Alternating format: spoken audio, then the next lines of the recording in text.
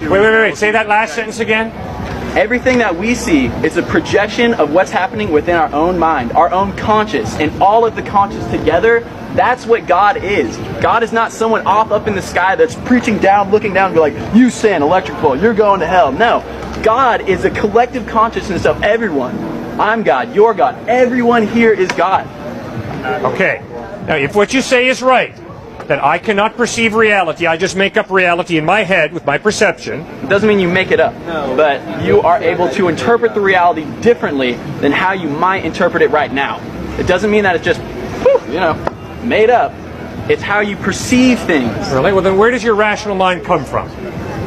My rational mind comes from my consciousness. What does that mean?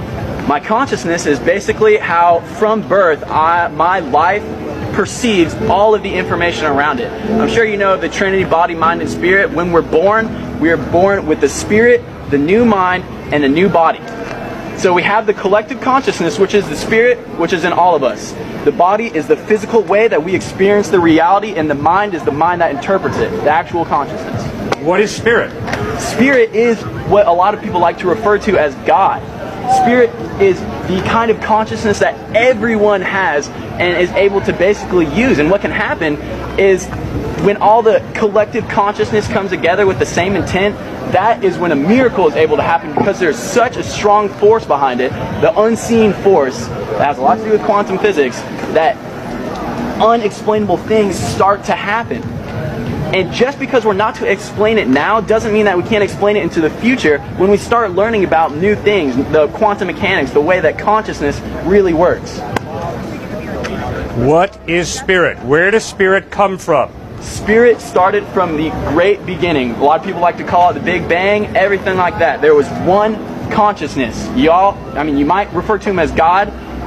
A lot of people refer to him as a lot of different things. And as that happens, God, consciousness, wants to experience life in as many ways as it can. So it might send consciousness as this guy right here.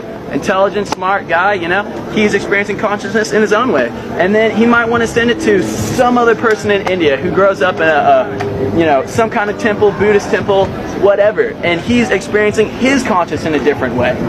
So it is all of the same consciousness experiencing it in different realms. Does this stone have consciousness?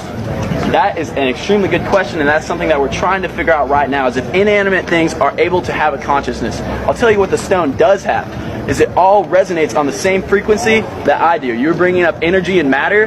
Well, quantum physics is starting to show that everything is not as solid as we thought. It's more like a light wave, and it's a condensed light wave that is able to just manifest into something that's actually hard. So what we're trying to figure out now is, in what difference is my body have to this rock, because they're made of the same elements, the same energy, the same matter. That is where the Buddhists get the idea that the observer, seeing, and the phenomenon are one and the same. They're not actually separate, because we are all made of the same building blocks, the same unit that our reality is constructed of. Sir, there was a Big Bang, right? About 15 billion years ago? What are you saying? There was a Big Bang about 15 billion years ago? How the universe started, I don't know. But do you accept the Big Bang theory or not? I contemplate it. Aristotle once said that it's a mark of an educated mind to be able to contemplate an idea without accepting it. Okay.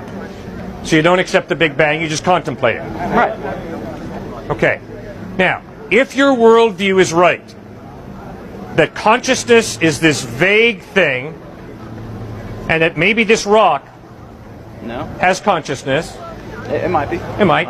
Then why do you step on the rock and don't step on him?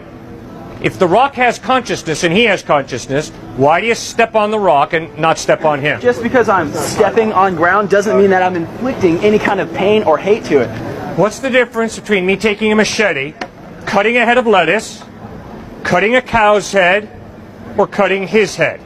Is there a difference? Yes, there absolutely is a difference. What's the basis? Because plants are a way that everything in this life receives nutrition. There is not a single way to deny that. Everything comes from plants. And just because you're using a plant doesn't mean that you're even, again, hurting it, inflicting any kind of pain, because you're cycling through what is known as life.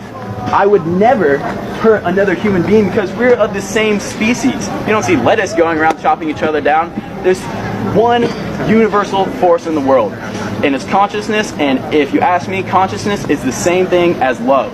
Okay, All very good. Is love. That's where you and I disagree. If what you say is true, nobody has innate value. They just have subjective value that we choose to subjectively that give would not ourselves. be true as where the question comes in.